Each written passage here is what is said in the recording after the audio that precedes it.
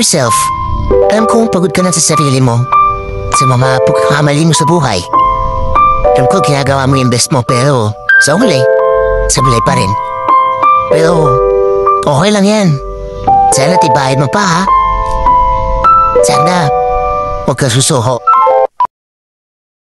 Feeling proud of myself. O, diba? Nakapaglaba ako ng ganyang karami kahit nagtitinda. I deserve to rest. And eat plenty. Hanap tayo ng makakain. O, tapos yan, ganyan tayo. Yung bumili ng ano, tama na tayo dyan. Nilabang ko yung aking bag para magamit ko pa ulit. Baka magasgas ka na naman yung isa kong bag, eh, wala na ako ng bag. Oh, so mga sobra-sobrang bag dyan, baka naman. At dahil sa sobrang pagod, nakatulog ako pagkagising, kumain.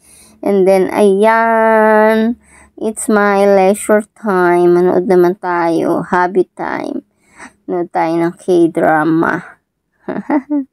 Hayahay naman pag may time kasi deserve ko naman yan. Dami kong nagawa today.